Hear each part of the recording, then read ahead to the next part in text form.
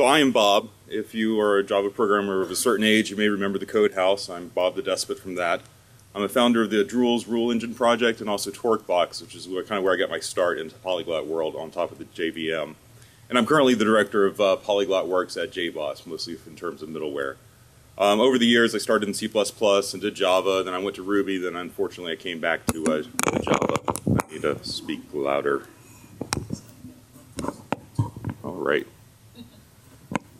All right, so why I'm here is because Java is not the only language out there. I know a lot of us like to have our Java projects and we work just in Java, but there are other languages out there that each serve their own needs that are useful depending on what you're trying to solve. And just a quick example, I mean, there's Ruby and Clojure and Scala and Brainfuck and Erlang and everything that's out there, right? And they each have their needs.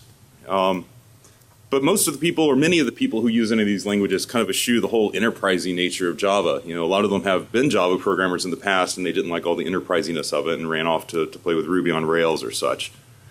And this can be exemplified in like tweets like this one from Coding Horror, where he says, "It's awfully enterprising is my new shorthand for your code sucks." And I think that's because we did back in the day of like Java 2 or whatnot. We had a lot of XML we had to write, a lot of annotations and things that just were larger than they needed to be. And that these little languages out there like Ruby, which has started doing convention over configuration, have taught us some things. And Java EE has accepted that. And regardless of whether you're using Java the language or not, there is a lot of good technology, especially in the middleware space for Java. So all these people who say stuff like this, they say it because they're ignorant. They may have done Java back in the day, but they don't recall, or they don't know now why Java could actually be beneficial. And we also have to realize that Java was not always enterprising. I mean, you remember Java 1.1.8 and your applets running in your web browser, and we didn't have all this cool stuff that we use now to build our enterprisey scalable systems. Things like transactions or messaging or caching, which all grew out of a need. And working through the JCP, the Java world did decide, hey, let's standardize some of this stuff. Let's get some of this enterprisey stuff we need to build large scalable applications. And ultimately, along the way, Java solved a lot of the same problems that the people in C solved back with Corvo back in the day, right? But ultimately, other languages out there haven't figured this out yet. Instead, they just say, oh man, Rails can't scale. And so then they go back and start writing stuff with Java. Where really it's not that Rails can't scale, it's that just using only Rails with MRI maybe can't scale. But once you start throwing in some actual middleware, then maybe you can actually get the scalability you want. So they say it can't scale, but then they start to worry about, scaling their apps. And we have to realize that when you talk about enterprise scale apps, regardless of the language you're writing in, they all require a certain amount of infrastructure. A lot of times messaging becomes important, and you look at the Rubyists of the world and they start playing with Ruby RabbitMQ, which is Erlang, but still they start mixing together all of these little technologies. They play with Rescue or delayed job or whatever they need to do, trying to stitch together something that will scale using these little languages that aren't Java. And of course, you can do that. You can assemble a stovepipe. And we did that in Java before we had Java EE. That was kind of this platform we could work against. We'd pick this little thing and that little open source project and pull them all together. And you can do that.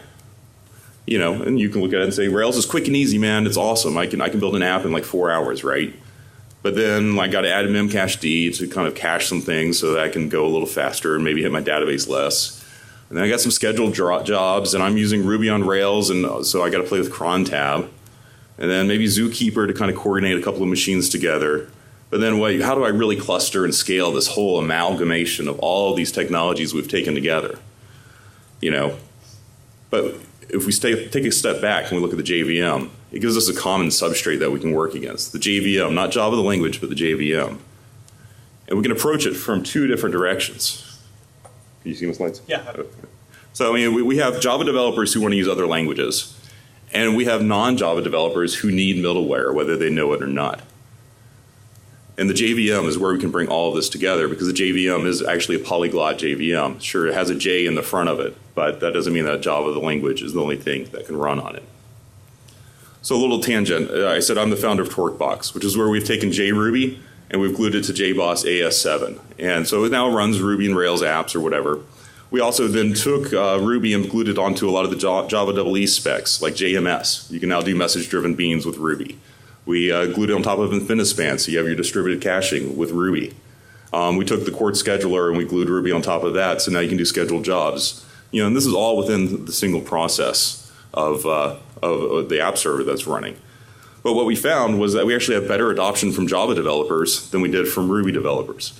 That it was much easier to actually convince people who already use middleware, who understand the need for all of these different types of components, that, hey, here, you understand middleware, but you want to play with a different language. You can come use Torquebox. We found a lot of great adoption that way, as opposed to trying to take all this middleware and say, hey, Rubyists, now look, you have middleware available to you. So, it's something we got to kind of work on from a marketing perspective if we really want to get other communities out there using the JVM and middleware as their ideal runtime. But one good question is, why write another virtual machine for another language? We're talking about these other languages on the JVM, but we got to get them on the JVM to start with. You look at something like Ruby, which has MRI, that has its own virtual machine that was written just for Ruby. There are other languages out there that have their own virtual machines written just for their own language. Where the JVM is, it's pretty awesome. I mean, we got real threads, which is a lot of these VMs don't really have. It has really good garbage collection. I mean, last I heard, there was 100 people working on each garbage collector at Oracle or something. I mean, you guys invest a lot on garbage collection.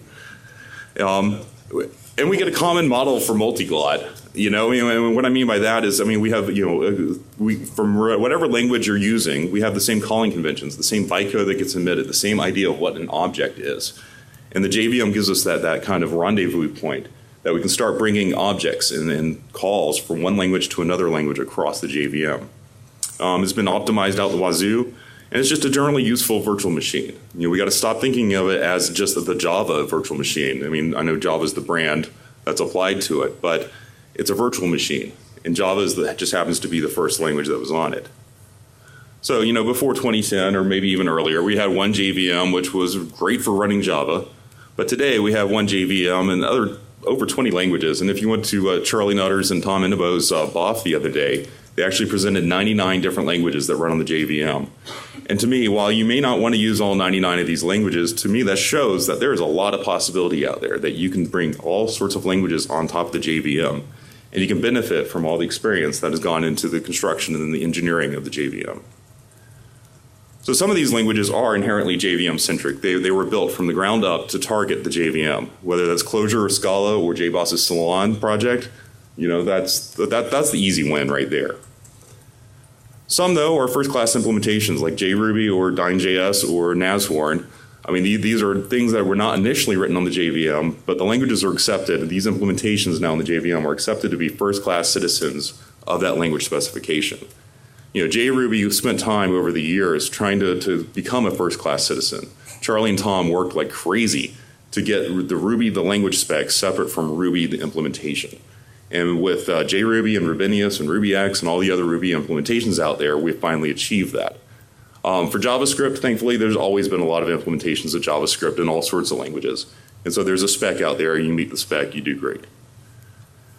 Some of these languages, unfortunately, are a little subpar, like Jython. The Python community is pretty much defined by the Python implementation. It's kind of like the Perl community, where Perl is the spec, is the implementation. The only thing that can implement Perl is Perl. And so Jython, unfortunately, is kind of in that same boat. But I think with some effort, we can start bringing the Python language community and let them view Python implementation, CPython, separate from the JVM implementation, and maybe get Jython up to be a first-class citizen.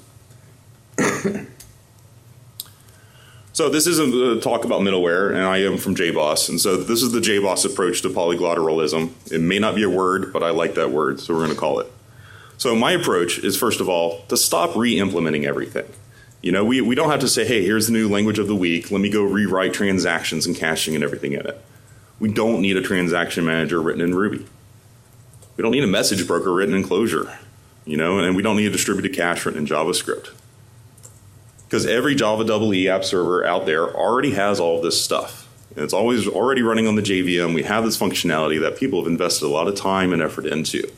What we need to do is simply map these languages to this middleware.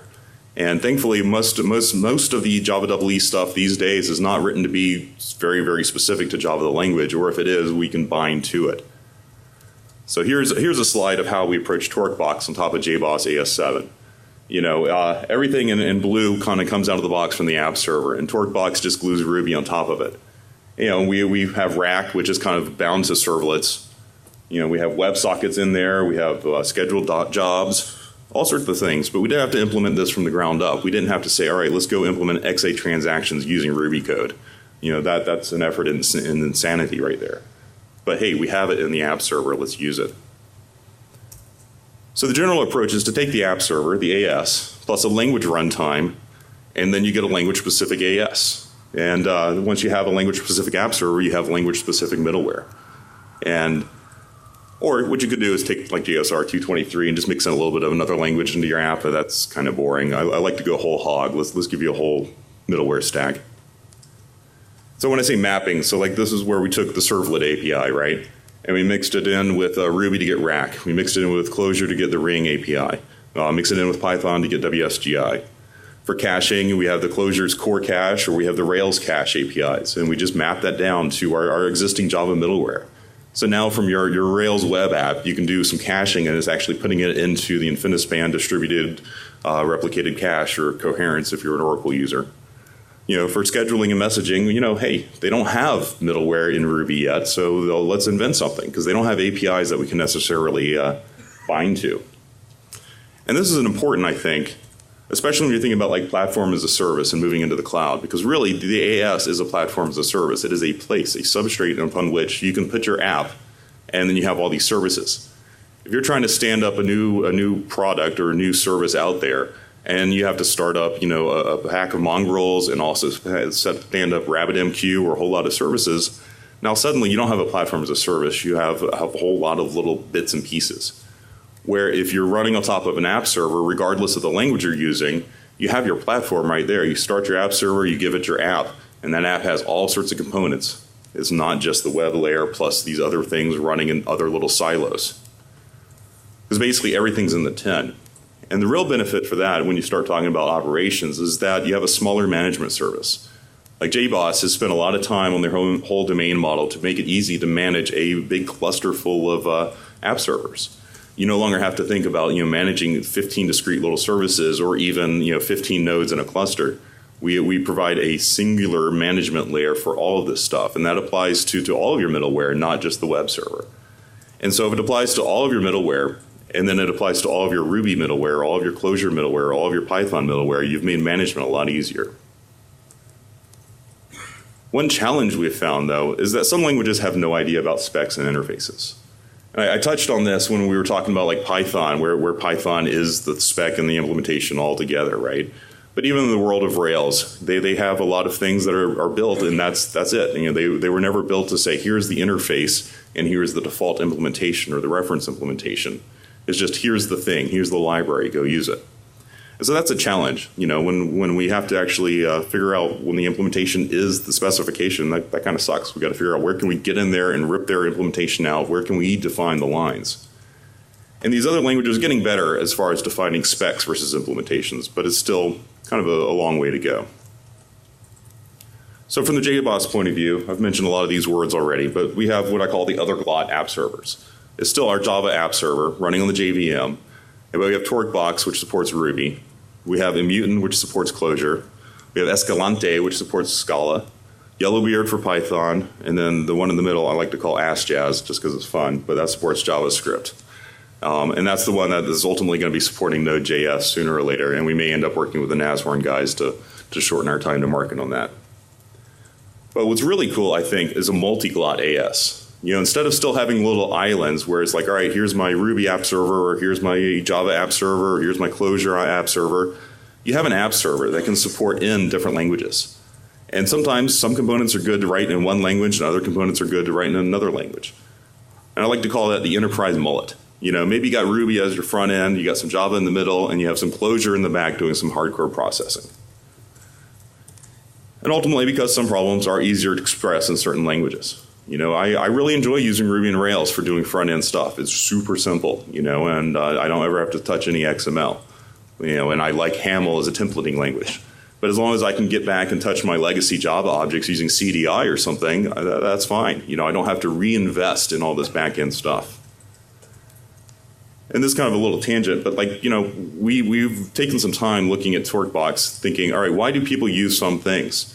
And like one big use case for messaging, while it is great for integrating, system A to system B, a lot of times people use messaging to just run something asynchronously. I want something to run on the other side of a queue using someone else's thread. I have my web request, it needs to go off and send some email. And so using Ruby is really neat, is that we can mix in this thing called backgroundable. It's a TorqueBox invention. And so inside your Ruby class, you just mix this in, you denote a certain method as being always backgroundable. And now whenever you call this, it just happens to run asynchronously. And behind the scenes is the message queue, and you're doing a publish, and somewhere over there we're pulling these things off a queue and running it in a different thread to actually take care of your work. And so this is where I think Rubyists might actually say, hey, I need this. I don't think I need enterprisey middleware, but I need this. I like running stuff asynchronously, because there's 15 libraries out there in the world of Ruby for running things async. But here we can give it to them, and we sneak middleware in there, and we know it's running on like an enterprise-grade message queue. So if your system falls down before this completes, it'll get picked back up. Or if this throws an exception, some other processor will pick it up and make sure it runs. And we got to kind of convince the polyglots of the world or the other glots of the world that maybe you don't need enterprisey middleware, but you need the functionality that enterprisey middleware gives you. But yeah, like I say, Rubyists, JavaScript guys, Pythonistas, whatever, they hate Java. And, it's okay to dislike Java the language. I'm not a big fan of Java the language. I write it a lot these days, but it's not my fun language. But we realize we have to be a part of their community. We have to love their language. If they're Rubyists, they want to do things the Ruby way. If they're Python guys, they want to do things the Python way. And we got to realize that they're our market. We can't just say, all right, we'll let you do Ruby on JBoss or on Java EE, and it'll go really fast, and you'll have failover and high availability, but you got to use a lot of XML and Maven. That ain't going to fly for them. We got to realize that we got to work the way they work and just integrate it as smoothly and as transparently as possible. And in this world, that means like using Rake and Bundler for the Rubyists, or Lineagen for the Clojure guys, or a Node Package Manager for the Node guys. And we don't force Java and XML upon people who prefer JSON or YAML or convention over configuration. They hate opening up an XML file that has 600 lines that define what the defaults are. That's just not what they need. And we also need to recognize that there are parallel communities. There's the language community and there's the implementation community. You have the language community, let's say, of Ruby. Ruby is a language out there. But then we have the JRuby guys, the people who like using JRuby. We have the MRI guys, the guys who like using the C-based Ruby implementation. And having two communities is actually beneficial if we can get them to think of themselves as two communities. Right now, Python guys think of themselves as one community. They're Python guys, and so Jython's a little redheaded stepchild. So if we can actually create these two different communities, help them find the split, and define the language, and then let other implementations live there, particularly implementations that we can stick on the JVM, then we can start to win. And ultimately, we have to jump on the grenade. I got to write Java so that the guys who want to write Ruby don't have to. They love using JRuby, they love using all the messaging stuff we provide to them, but they love not having to think about or write Java or deployment descriptors or any of that stuff. And so this kind of reaches the end of this part of the presentation, but I do want to say JBoss is renaming JBoss AS to kind of support our not necessarily Java mentality. So you can go vote on that. And now I think I'm going to hand it over to John and see what he has to say. Great. Let's see here.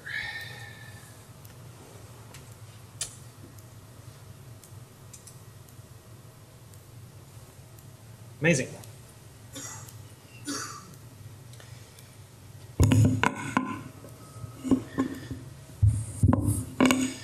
So my viewpoint here is very down stack. Let me get my button over here that I can press. It's under the hood. It's the view of a compiler writer and a VM hacker. So I'm going to do a few case studies of how people use the Polyglot VM, but it's from my view underneath. I'm the plumber that makes the plumbing that makes all the amenities of the house work well. So my job, besides compiler engineer, is also JSR2 92 lead. How many of you know something about invoke dynamic and method handles? Okay, good. I'm going to rely on some amount of knowledge in this room, with apologies to those for whom it's completely new. There's no time to do a tutorial on it, but there is excellent knowledge. There are other excellent talks about this sort of thing elsewhere.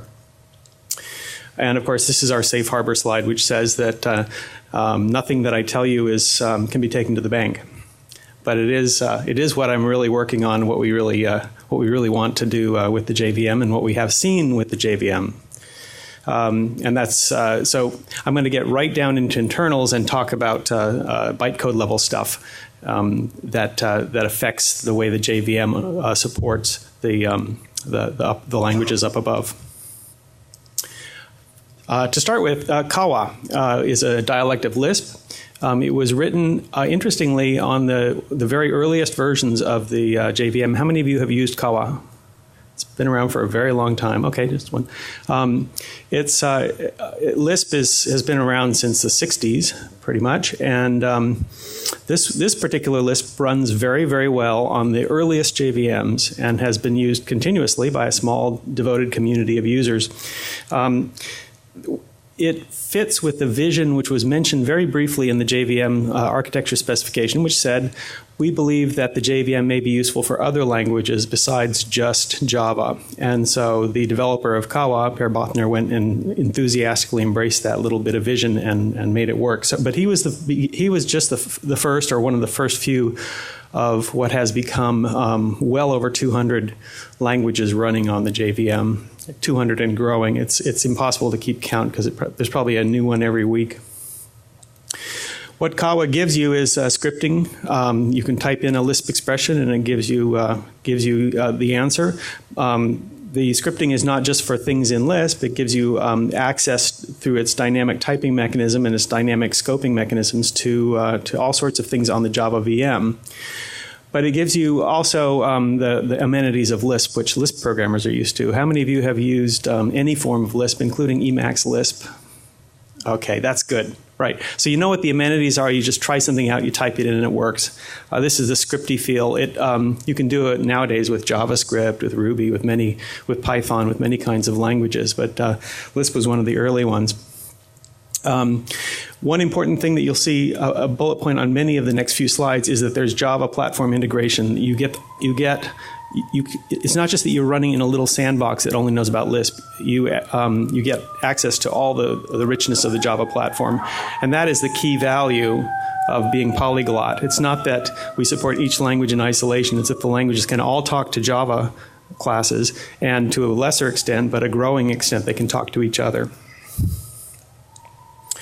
So what else have we got here? The compilation mode of Kawa is that it directly compiles to bytecode, like many of the languages. Some of them are AST interpreters. You know, they walk over an abstract syntax tree and interpret it at a very sort of coarse level. But most of these languages that I'll be talking about compile to bytecode, so they are first-class implementations on the JVM. Nashorn. Hi, Nashorn guys. This is these fellows work, and it's really, I think, awesome. Once again, you have scripting to Java developers. You get a very highly dynamic language. It's prototype-based, so you get to do all sorts of monkey patching on objects. You once again have integration with all sorts of tools and libraries. In this case, you can write very simple-looking expressions. How many of you went to any of the Nashorn talks? Good stuff, huh? You can just get in there in JavaScript and start typing java.lang.string or whatever, and get to the classes and work with them directly. Being able to interactively invoke Java classes is not as popular an activity as it should be. It's a really great way to get to know a Java API. I mean, you get the you get a dynamically presented static view in Eclipse or NetBeans, but that's not the same as being able to just try out expressions on the command line and see what they actually do in real time. So one thing that JavaScript gives you on the JVM, like it did with Rhino, the predecessor, is new options for integration with cool things like HTML5. Once again, it's direct compilation to bytecodes, but unlike Kawa, this is a compilation that uses invoke dynamic, which is a new instruction from JSR 292. And that allows the code to be simpler and to elaborate itself dynamically rather than to have a lot of compile time activity. JRuby, great stuff. How many here have used JRuby? Good. This is JRuby. Charlie Nutter was one of JSR 292 Invoke Dynamics' first best customers. He kept us honest by making sure that what we designed would work well for his dynamic language, which is rightly thought of as a good proxy for all sorts of dynamic languages, and that's borne out with Nashorn. And they've used the design that was refined at first by our conversations with Charlie and some other people, and of course we're refining our optimization techniques now with the help and pressure from the Nashorn people. JRuby, as you probably know, allows all sorts of, it's class-based, but it allows monkey patching, so it's almost like it's prototype-based like JavaScript, and you can also put methods on instances, which is a really crazy idea. Charlie has to be very clever. Charlie and his cohort, Tom and so forth, need to be very clever about implementing that on the JVM, but the JVM reacts to it and is able to optimize it fairly well and is getting better at it too. Once again, you can access all sorts of Java platform artifacts. And once again, as with Nashorn, there's a direct compilation using Invoke Dynamic, which gives you a fairly simple code shape and more user control on how the JVM optimizes things. One thing in particular that Invoke Dynamic gives you is patchable call sites, and that works with JRuby's ideas about how you can cache dynamically arising hot paths within the implementation of the program. So the patchable call site mechanism is something that's newly supported by the VM in JDK 7 with Invoke Dynamic. Clojure. How many of you use Clojure? Good. It deserves to be popular. It gives you, again, like any Lisp, kind of a scripting feel to it, but you can also do some very massive programming of large concurrent data structures because of its rather unusual, I won't say unique, but it's way out there on the end of the spectrum of pure languages which deal with immutable data structures, which sidesteps a whole lot of problems with concurrency. And the language supports it, and the data structures support it beautifully. You can also use that stuff from Java, too. It is a dynamically typed language. So far, all of them have been dynamically typed, haven't they? But that's not the only polyglot possibility. Java FX and Java itself are statically typed. But once again, you get the integration with the platform. That's actually not true. That's a typo. It should be direct compilation to bytecode using invoke interface. Clojure Lisp uses heavy use of interfaces to tie its modules together. In particular, because it's Lisp, it centers on functions. So the functions are represented using interfaces. There it is. That's what I meant to say. Challenges for Clojure. Probably the most important challenge for Clojure is for the JVM to get more and more savvy about immutable data structure, which isn't, it's a little bit hard to use that stuff in Java, but the Clojure libraries need to be optimized very well. And so this is an open-ended challenge for the Polyglot VM to be able to optimize optimize with final fields and other immutable constructs. Final arrays, for example, do not exist yet, and that's a problem which we hope to address. Scala. Now that's not dynamically typed, although you can use it in a redeval print loop. It is a language. How many of you have used it? Right? You get typeful programming, heavy use of types, traits, which are a very interesting thing. We're getting something like traits light with Lambda in Java, but it's very strong in, Scala is a very strong brew, let me say it that way. The implicit conversions lets you mix and match data structures with great abandon. And then there's also the notational flexibility, which gives you the ability to define DSLs. So it's a very powerful language, and you can do neat stuff in it. It compiles directly to bytecode. It compiles statically, which means the compiler has to determine all paths that might happen in your program, all conversions that might happen, and emit adapter classes statically. There's a lot of specialization of code that happens, and this is a challenge with them. If we can make that lazier, then I think that their programs would probably optimize better because there'd be less of a big sea of statically generated code, and the VM could concentrate on hot paths. So the challenge is code bloat and too many little classes. Their jar files are like bags full of broken glass.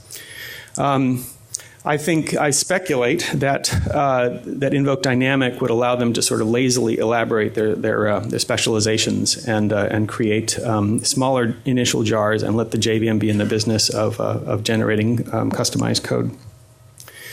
They also have some interesting problems with implementing their kinds of arrays. They have value types, but the JVM doesn't support value types yet, so that's a problem. And they have some technical problems with lazy data structures. So let me give you, how much time do I have left? Who's holding the clock? Nobody. Good. 4 minutes. Thank you. So very quickly, this is the 3-slide introduction to what's under the hood that's new in JDK 7 and 8 that gives you some support for this stuff. Method handles are nameless pointers to methods. They can also be adapted. You can load them from the constant pool. You can look them up reflectively. You can get a method handle on any method or field. The VM will optimize through these things.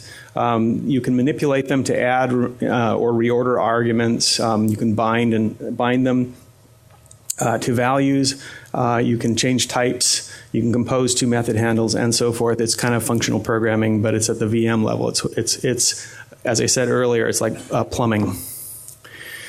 Invoke Dynamic is a new instruction which lets you take a method handle graph and insert it into the bytecode stream lazily. Like any invoke, it can take any argument, return any value. It's lazily linked, just like most parts of the named parts of the VM are, but you get user programming when the thing first executes. So the linkage actions are user programmable.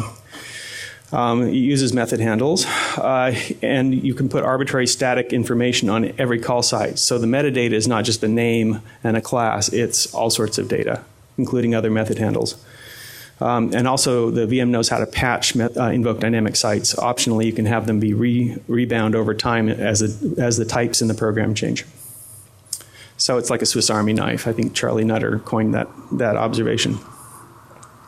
There's a Dynalink dynamic linker, which gives you a polyglot backplane by which different languages can talk to each other too. So this is a library writer's Swiss Army knife. It lets you take a caller and a callee in 2 different languages and take both languages into account and link them together. Okay, future challenges. We're getting to the end here. There is a talk that I gave, which I encourage you to look at either the slides or the video on wiki.jvmlanguagesummit.com on Arrays 2.0, where I talk about the challenges that are facing us in the future to make arrays be, say, in some cases more Fortran-like, in some cases more immutable, and basically build out the Java array model in new directions for other languages. Value types is a similar story. You want to be able to have a type complex or other less obvious types which can, or a vector type like a quadruple of floating points. You can't say that efficiently in Java today, but that's something we're working on. Maybe tail calls, we've been talking about this for years, but it may be time for that. And interface injection is a technical thing, but there's several things that will help languages be even better on the VM. So we're not just resting on our laurels. We're both actively working and thinking and dreaming about the next steps. And your community involvement will help us with that. A final step here. Let's see. Yes, here is a slide. Here is the part of the agenda from the JVM Language Summit. If you go to jvmlanguagesummit.com or wiki.jvmlanguagesummit, you'll see the talks that we did this summer. We do once a year. We have a room full of language geeks and VM geeks talking to each other. So this is a lot of what I've been talking about is the fruit of these conversations that we have, both online, of course, and face-to-face once a year, hosted by Sun and then Oracle. So I encourage you to go to the Summit wiki and click on those links and see what people have been talking about. There are many more languages here that I haven't had time to bring up that you can find out about at your leisure. So at this point, I think we can take questions.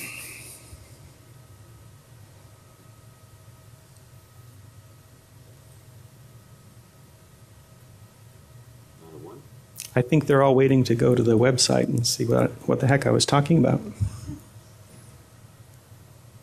So can I I see the hands of anyone who's actually doing anything other than Java these days? They're actually trying to put JRuby or anything into production? Is anyone? A couple of folks? Okay.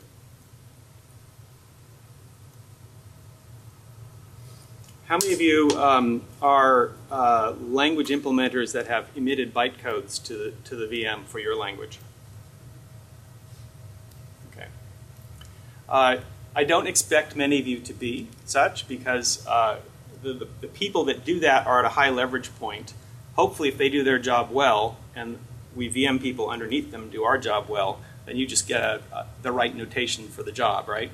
How many of you use regularly more than 2 or more JVM languages for your critical work? Yeah, one. Yeah.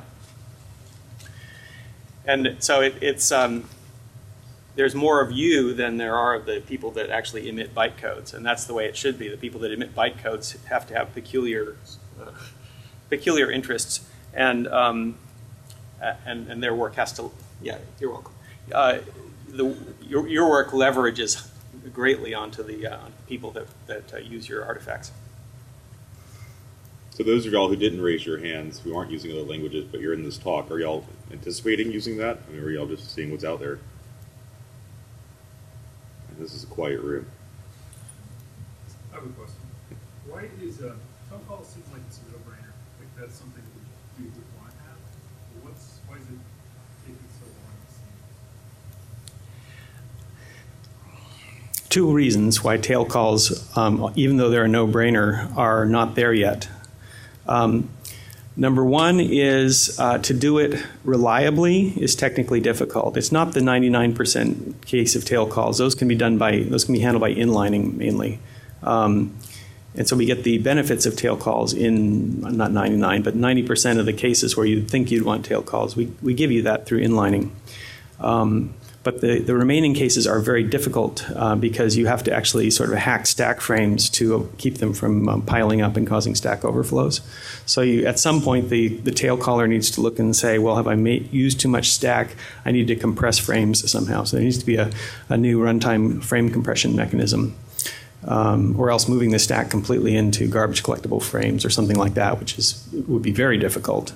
We have prototypes for that. Second reason is the good is the enemy of the best.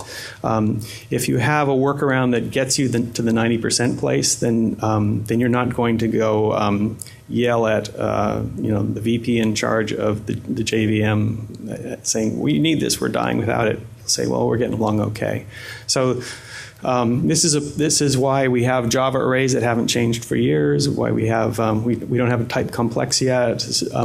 There are workarounds for it that are good enough. So it's sort of it's a community effort to determine what our priorities are and say, okay, now it's time to spend the difficulty of the engineering effort to make this new feature. Make sense?